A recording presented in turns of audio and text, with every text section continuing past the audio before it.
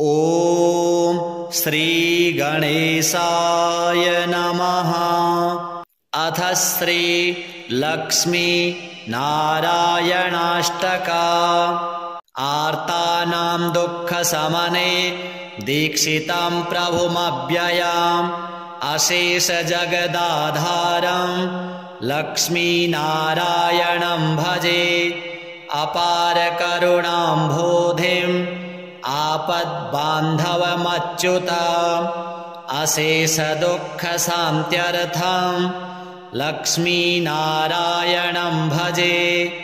भक्तानां वत्सलं भक्ति गम्यं सर्वगुणाकरम् अशेषदुःखशान्त्यर्थं लक्ष्मीनारायणं भजे। सुहृदं सर्वभूतानां सर्वलक्षणसंयुतं अशेषदुःखशान्त्यर्थं लक्ष्मीनारायणं भजे। चिदचित् सर्वजन्तूनाम् आधारं वरदं परम् अशेषदुःखशान्त्यर्थं लक्ष्मीनारायणं भजे। शङ्खचक्रधरं देवं लोकनाथं दयानिधिम् अशेषदुःखशान्त्यर्थं लक्ष्मीनारायणं भजे। पीताम्बरधरं विष्णुं विलसत्सूत्रशोभितम् अशेषदुःखशान्त्यर्थं लक्ष्मीनारायणं भजे।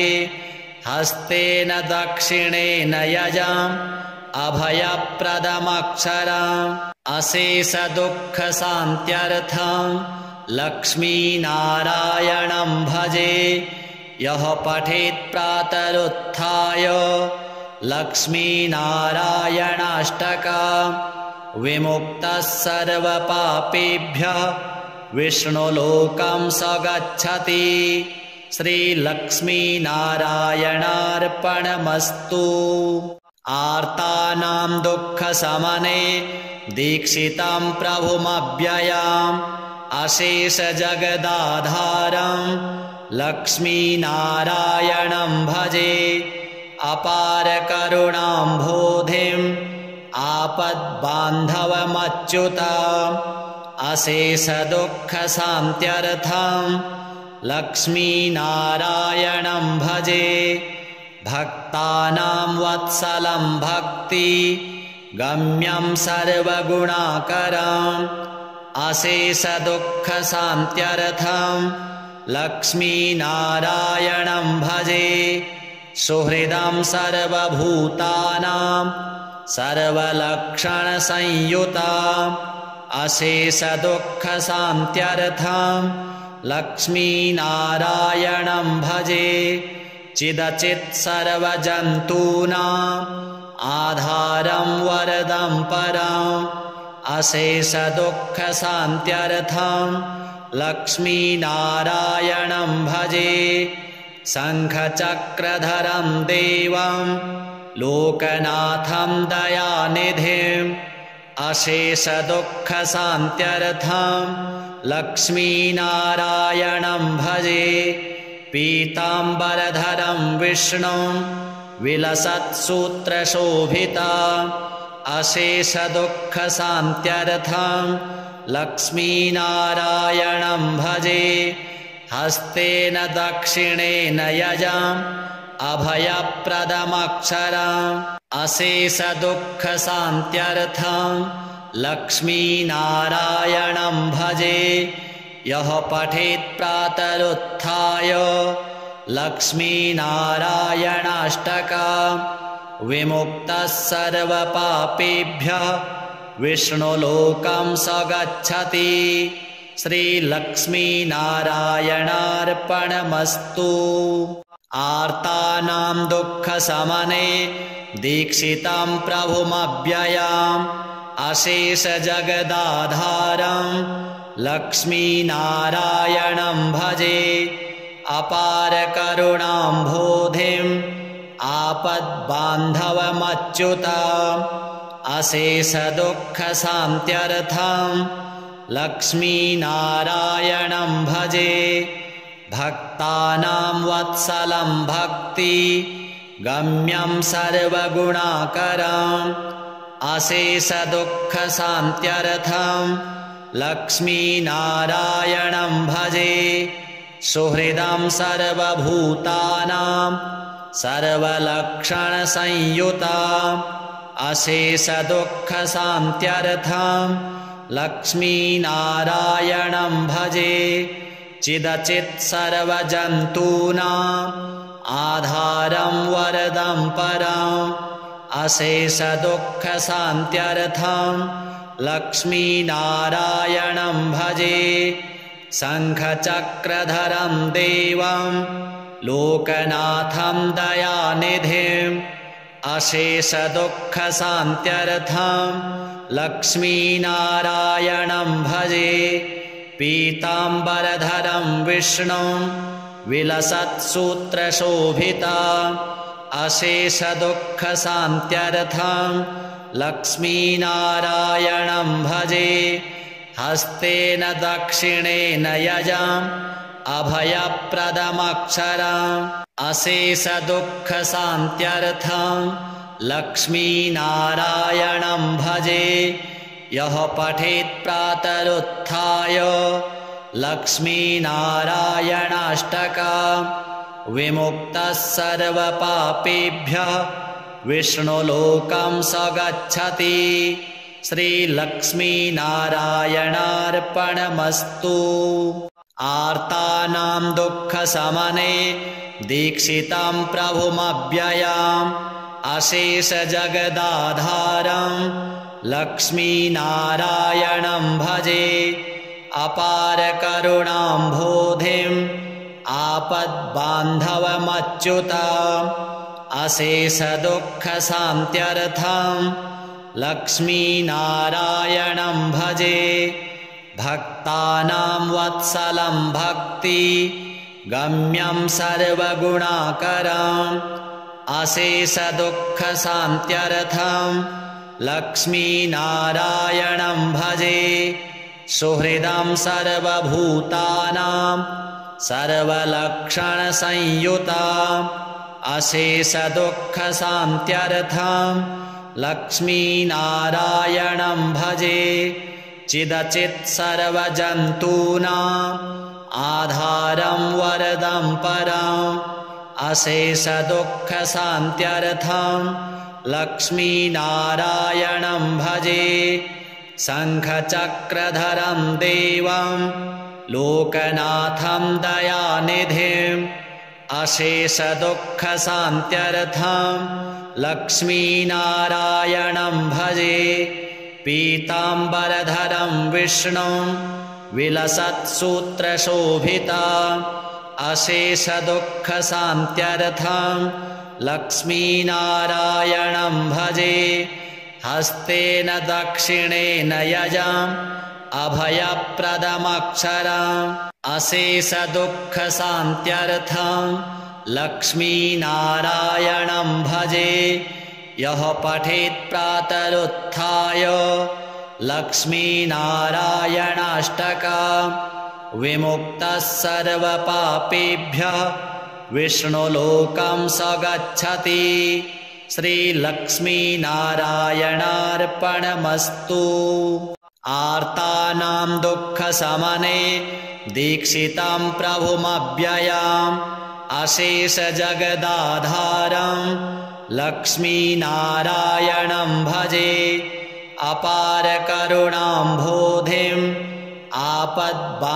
आपद्बान्धवमच्युतम् अशेषदुःखशान्त्यर्थं लक्ष्मीनारायणं भजे भक्तानां वत्सलं भक्ति गम्यं सर्वगुणाकरम् अशेषदुःखशान्त्यर्थं लक्ष्मीनारायणं भजे सुहृदं सर्वभूतानां सर्वलक्षणसंयुताम् अशेषदुःखशान्त्यर्थं लक्ष्मीनारायणं भजे चिदचित् सर्वजन्तूनाम् आधारं वरदं परम् अशेषदुःखशान्त्यर्थं लक्ष्मीनारायणं भजे शङ्खचक्रधरं देवं लोकनाथं दयानिधिम्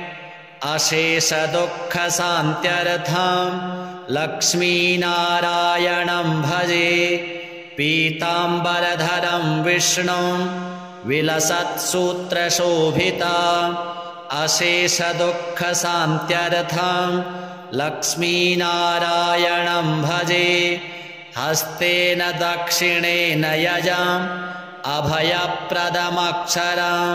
अशेषदुःखशान्त्यर्थं लक्ष्मीनारायणं भजे यः पठेत् प्रातरुत्थाय लक्ष्मीनारायणाष्टकम् विमुक्तः सर्वपापेभ्यः विष्णुलोकं स गच्छति श्रीलक्ष्मीनारायणार्पणमस्तु। आर्तानां दुःखशमने दीक्षितं प्रभुमव्ययम् अशेषजगदाधारं लक्ष्मीनारायणं भजे अपारकरुणाम्भोधिम् आपद्बान्धवमच्युतम् अशेषदुःखशान्त्यर्थं लक्ष्मीनारायणं भजे भक्तानां वत्सलं भक्ति गम्यं सर्वगुणाकरम् अशेषदुःखशान्त्यर्थं लक्ष्मीनारायणं भजे सुहृदं सर्वभूतानां सर्वलक्षणसंयुताम् अशेषदुःखशान्त्यर्थं लक्ष्मीनारायणं भजे चिदचित् सर्वजन्तूनाम् आधारं वरदं परम् अशेषदुःखशान्त्यर्थं लक्ष्मीनारायणं भजे शङ्खचक्रधरं देवं लोकनाथं दयानिधिम् अशेषदुःखशान्त्यर्थं लक्ष्मीनारायणं भजे पीताम्बरधरं विष्णुं विलसत्सूत्रशोभिता अशेषदुःखशान्त्यर्थं लक्ष्मीनारायणं भजे हस्तेन दक्षिणेन यजाम् अभयप्रदमक्षरम् अशेषदुःखशान्त्यर्थं लक्ष्मीनारायणं भजे यः पठेत् प्रातरुत्थाय लक्ष्मीनारायणाष्टकम् विमुक्तः सर्वपापेभ्यः विष्णुलोकं स गच्छति श्रीलक्ष्मीनारायणार्पणमस्तु। आर्तानां दुःखशमने दीक्षितं प्रभुमव्ययम् अशेषजगदाधारं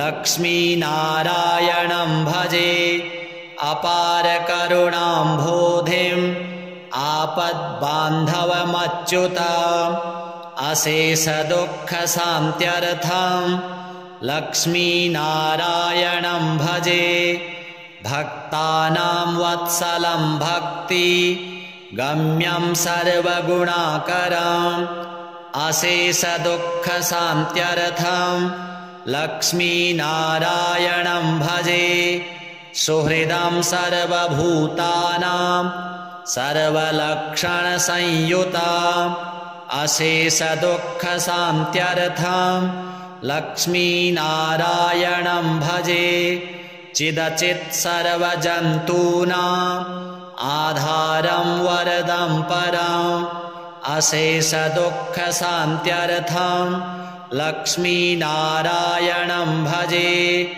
शङ्खचक्रधरं देवं लोकनाथं दयानिधिम् अशेषदुःखशान्त्यर्थं लक्ष्मीनारायणं भजे पीताम्बरधरं विष्णुं विलसत्सूत्रशोभिता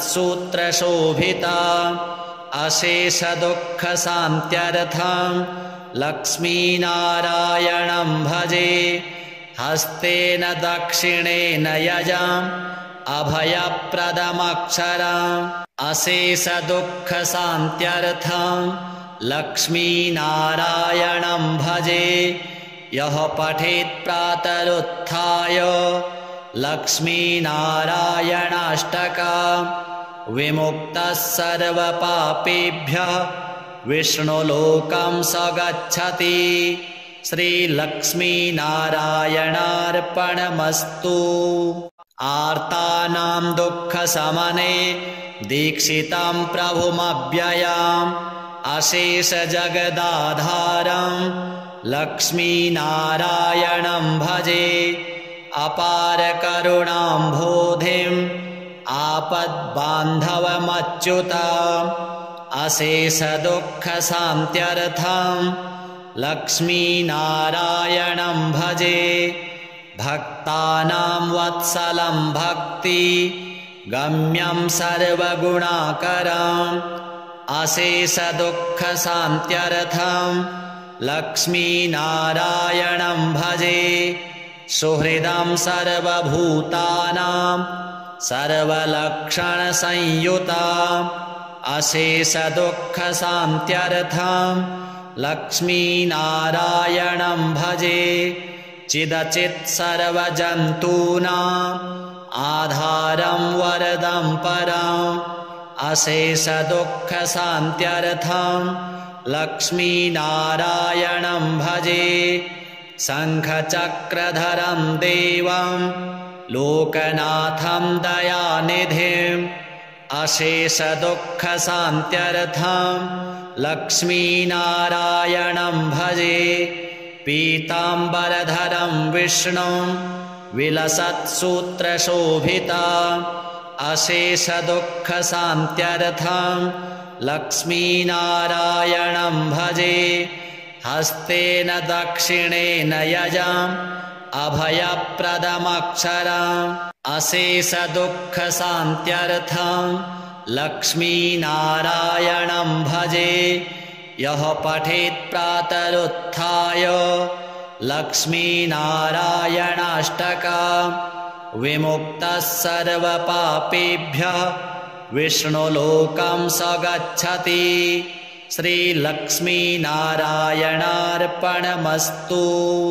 आर्तानां दुःखशमने दीक्षितं प्रभुमव्ययम् अशेषजगदाधारं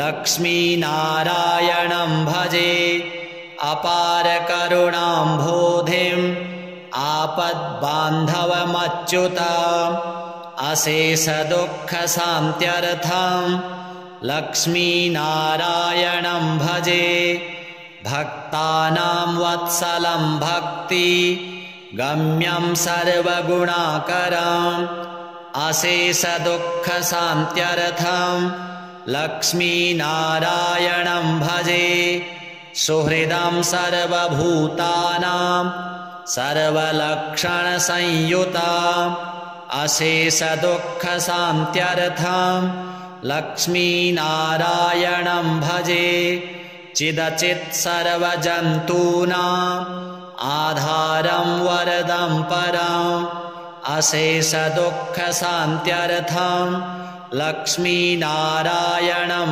भजे शङ्खचक्रधरं देवं लोकनाथं दयानिधिम् अशेषदुःखशान्त्यर्थं लक्ष्मीनारायणं भजे पीताम्बरधरं विष्णुं विलसत्सूत्रशोभितम् अशेषदुःखशान्त्यर्थं लक्ष्मीनारायणं भजे हस्तेन दक्षिणेन यजाम् अभयप्रदमक्षरम् अशेषदुःखशान्त्यर्थं लक्ष्मीनारायणं भजे यः पठेत् प्रातरुत्थाय लक्ष्मीनारायणाष्टकम् विमुक्तः सर्वपापेभ्यः विष्णुलोकं स गच्छति।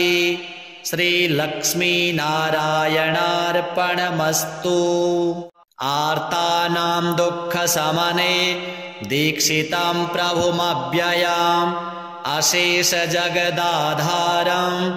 लक्ष्मीनारायणं भजे अपारकरुणाम्भोधिम् आपद्बान्धवमच्युतम् अशेषदुःखशान्त्यर्थं लक्ष्मीनारायणं भजे भक्तानां वत्सलं भक्ति गम्यं सर्वगुणाकरम् अशेषदुःखशान्त्यर्थं लक्ष्मीनारायणं भजे सुहृदं सर्वभूतानां सर्वलक्षणसंयुतम् अशेषदुःखशान्त्यर्थं लक्ष्मीनारायणं भजे चिदचित् सर्वजन्तूनाम् आधारं वरदं परम् अशेषदुःखशान्त्यर्थं लक्ष्मीनारायणं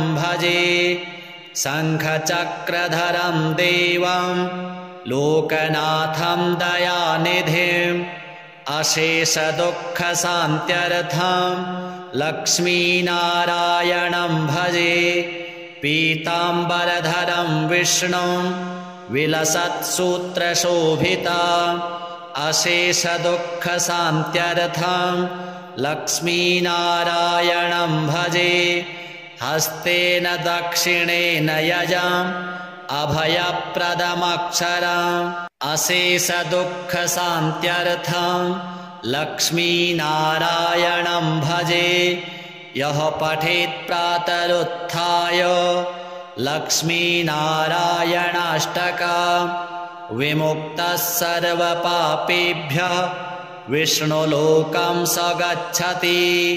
श्रीलक्ष्मीनारायणार्पणमस्तु आर्तानां दुःखशमने दीक्षितं प्रभुमव्ययम् अशेषजगदाधारं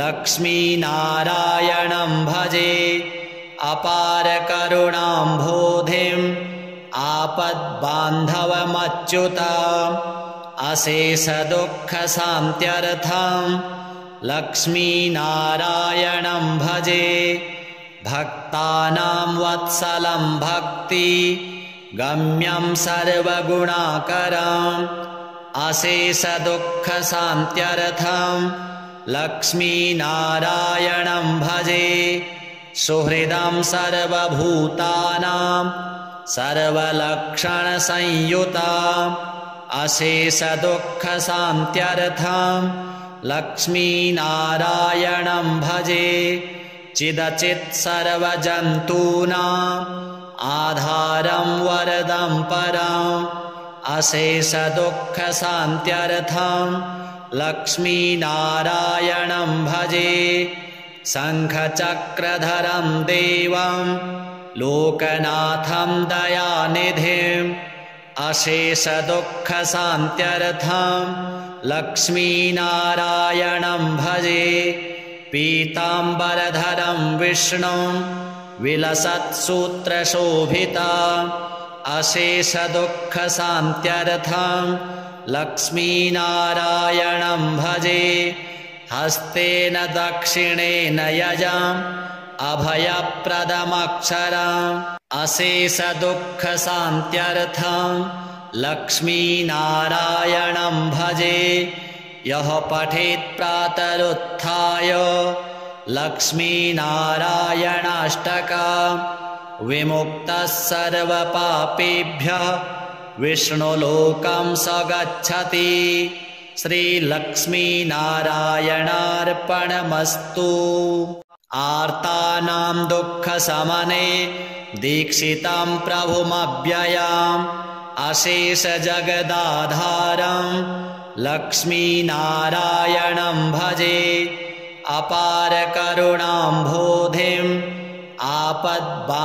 आपद्बान्धवमच्युतम् अशेषदुःखशान्त्यर्थं लक्ष्मीनारायणं भजे भक्तानां वत्सलं भक्ति गम्यं सर्वगुणाकरम् अशेषदुःखशान्त्यर्थं लक्ष्मीनारायणं भजे सुहृदं सर्वभूतानां सर्वलक्षणसंयुताम् अशेषदुःखशान्त्यर्थं लक्ष्मीनारायणं भजे चिदचित् सर्वजन्तूनाम् आधारं वरदं परम् अशेषदुःखशान्त्यर्थं लक्ष्मीनारायणं भजे शङ्खचक्रधरं देवं लोकनाथं दयानिधिम्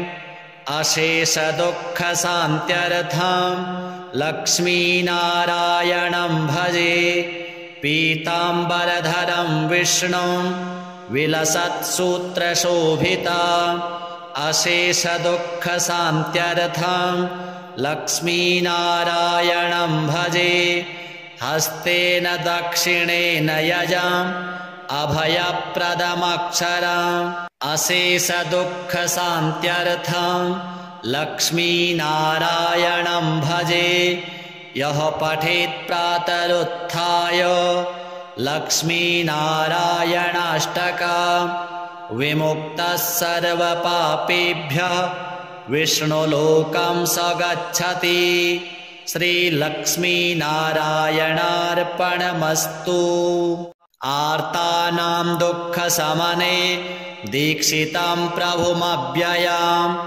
अशेषजगदाधारं लक्ष्मीनारायणं भजे अपारकरुणाम्भोधिम् आपद्बान्धवमच्युतम् अशेषदुःखशान्त्यर्थं लक्ष्मीनारायणं भजे भक्तानां वत्सलं भक्ति गम्यं सर्वगुणाकरम् अशेषदुःखशान्त्यर्थं लक्ष्मीनारायणं भजे सुहृदं सर्वभूतानां सर्वलक्षणसंयुताम् अशेषदुःखशान्त्यर्थं लक्ष्मीनारायणं भजे चिदचित् सर्वजन्तूनाम् आधारं वरदं परम् अशेषदुःखशान्त्यर्थं लक्ष्मीनारायणं भजे शङ्खचक्रधरं देवं लोकनाथं दयानिधिम् अशेषदुःखशान्त्यर्थं लक्ष्मीनारायणं भजे पीताम्बरधरं विष्णुं विलसत्सूत्रशोभितम् अशेषदुःखशान्त्यर्थं लक्ष्मीनारायणं भजे हस्तेन दक्षिणेन यजम् अभयप्रदमक्षरम् अशेषदुःखशान्त्यर्थं लक्ष्मीनारायणं भजे यः पठेत् प्रातरुत्थाय लक्ष्मीनारायणाष्टकम् विमुक्तः सर्वपापेभ्यः विष्णुलोकं स गच्छति श्रीलक्ष्मीनारायणार्पणमस्तु आर्तानां दुःखशमने दीक्षितं प्रभुमव्ययम् अशेषजगदाधारं लक्ष्मीनारायणं भजे अपारकरुणाम्भोधिम् आपद्बान्धवमच्युतम् अशेषदुःखशान्त्यर्थं लक्ष्मीनारायणं भजे भक्तानां वत्सलं भक्ति गम्यं सर्वगुणाकरम् अशेषदुःखशान्त्यर्थं लक्ष्मीनारायणं भजे सुहृदं सर्वभूतानां सर्वलक्षणसंयुताम् अशेषदुःखशान्त्यर्थं लक्ष्मीनारायणं भजे चिदचित् सर्वजन्तूनाम् आधारं वरदं परम् अशेषदुःखशान्त्यर्थं लक्ष्मीनारायणं भजे शङ्खचक्रधरं देवं लोकनाथं दयानिधिम् अशेषदुःखशान्त्यर्थं लक्ष्मीनारायणं भजे पीताम्बरधरं विष्णुं विलसत्सूत्रशोभिता अशेषदुःखशान्त्यर्थं लक्ष्मीनारायणं भजे हस्तेन दक्षिणेन यजाम् अभयप्रदमक्षरम् अशेषदुःखशान्त्यर्थं लक्ष्मीनारायणं भजे यः पठेत् प्रातरुत्थाय लक्ष्मीनारायणाष्टकम् विमुक्तः सर्वपापेभ्यः विष्णुलोकं स गच्छति श्रीलक्ष्मीनारायणार्पणमस्तु। आर्तानां दुःखशमने दीक्षितं प्रभुमव्ययम् अशेषजगदाधारं लक्ष्मीनारायणं भजे अपारकरुणाम्भोधिम् आपद्बान्धवमच्युतम् अशेषदुःखशान्त्यर्थं लक्ष्मीनारायणं भजे भक्तानां वत्सलं भक्ति गम्यं सर्वगुणाकरम् अशेषदुःखशान्त्यर्थं लक्ष्मीनारायणं भजे सुहृदं सर्वभूतानां सर्वलक्षणसंयुताम् अशेषदुःखशान्त्यर्थं लक्ष्मीनारायणं भजे चिदचित् सर्वजन्तूनाम् आधारं वरदं परम् अशेषदुःखशान्त्यर्थं लक्ष्मीनारायणं भजे शङ्खचक्रधरं देवं लोकनाथं दयानिधिम् अशेषदुःखशान्त्यर्थं लक्ष्मीनारायणं भजे पीताम्बरधरं विष्णुं विलसत्सूत्रशोभिता अशेषदुःखशान्त्यर्थं लक्ष्मीनारायणं भजे हस्तेन दक्षिणेन यजाम् अभयप्रदमक्षरम् अशेषदुःखशान्त्यर्थं लक्ष्मीनारायणं भजे यः पठेत् प्रातरुत्थाय लक्ष्मीनारायणाष्टकम् विमुक्तः सर्वपापेभ्यः विष्णुलोकं स गच्छति श्रीलक्ष्मीनारायणार्पणमस्तु। आर्तानां दुःखशमने दीक्षितं प्रभुमव्ययम् अशेषजगदाधारं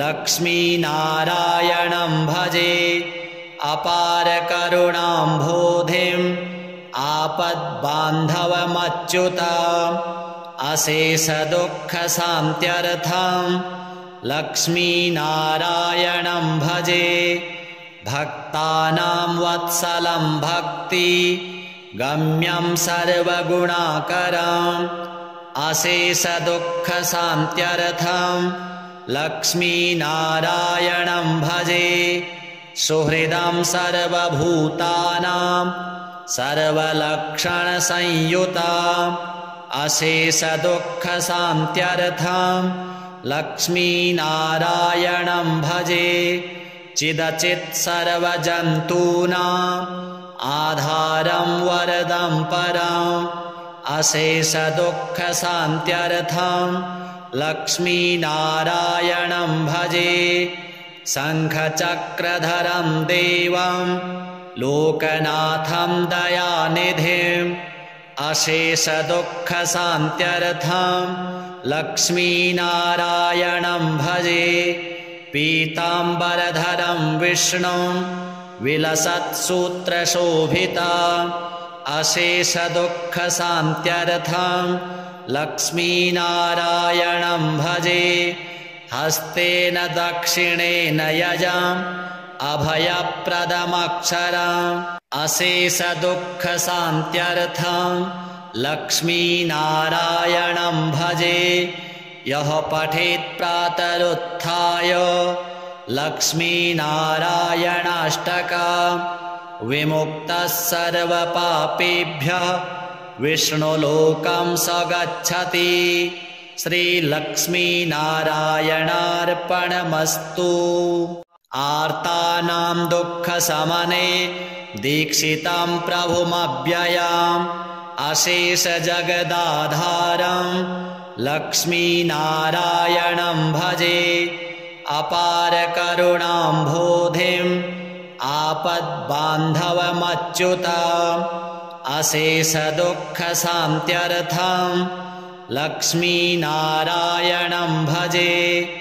भक्तानां वत्सलं भक्ति गम्यं सर्वगुणाकरम् अशेषदुःखशान्त्यर्थं लक्ष्मीनारायणं भजे। सुहृदं सर्वभूतानां सर्वलक्षणसंयुतं अशेषदुःखशान्त्यर्थं लक्ष्मीनारायणं भजे।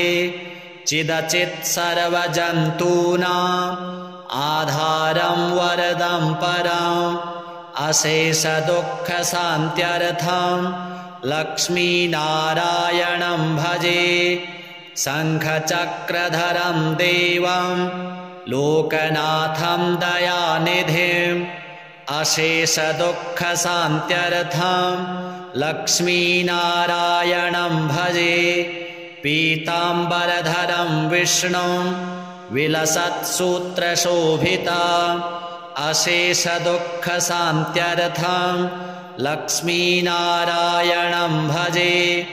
हस्तेन दक्षिणेन यजम् अभयप्रदमक्षरम् अशेषदुःखशान्त्यर्थं लक्ष्मीनारायणं भजे। यः पठेत् प्रातरुत्थाय लक्ष्मीनारायणाष्टकं विमुक्तः सर्वपापेभ्यः विष्णुलोकं स गच्छति। श्रीलक्ष्मीनारायणार्पणमस्तु।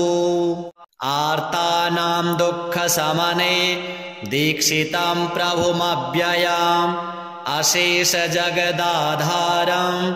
लक्ष्मीनारायणं भजे।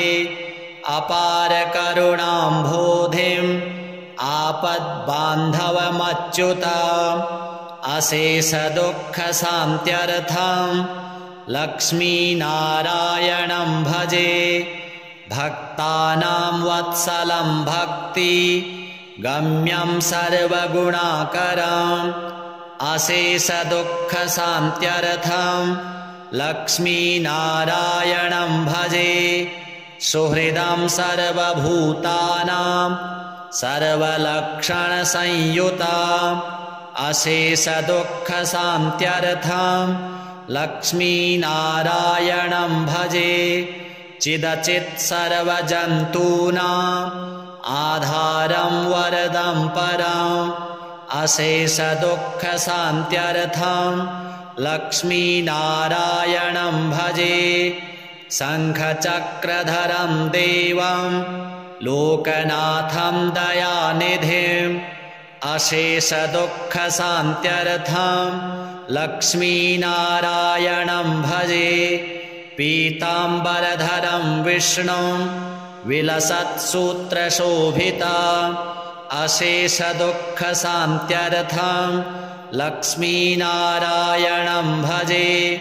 हस्तेन दक्षिणेन यजम् अभयप्रदमक्षरम् अशेषदुःखशान्त्यर्थं लक्ष्मीनारायणं भजे। यः पठेत् प्रातरुत्थाय लक्ष्मीनारायणाष्टकं विमुक्तः सर्वपापेभ्यः विष्णुलोकं स गच्छति। श्रीलक्ष्मीनारायणार्पणमस्तु। आर्तानां दुःखशमने दीक्षितं प्रभुमव्ययम् अशेषजगदाधारं लक्ष्मीनारायणं भजे। अपारकरुणाम्भोधिम् आपद्बान्धवमच्युताम् अशेषदुःखशान्त्यर्थं लक्ष्मीनारायणं भजे। भक्तानां वत्सलं भक्ति गम्यं सर्वगुणाकरम् अशेषदुःखशान्त्यर्थं लक्ष्मीनारायणं भजे। सुहृदं सर्वभूतानां सर्वलक्षणसंयुताम् अशेषदुःखशान्त्यर्थं लक्ष्मीनारायणं भजे। चिदचित् सर्वजन्तूनाम् आधारं वरदं परम् अशेषदुःखशान्त्यर्थं लक्ष्मीनारायणं भजे। शङ्खचक्रधरं देवं लोकनाथं दयानिधिम् अशेषदुःखशान्त्यर्थं लक्ष्मीनारायणं भजे। पीताम्बरधरं विष्णुं विलसत्सूत्रशोभितं अशेषदुःखशान्त्यर्थं लक्ष्मीनारायणं भजे।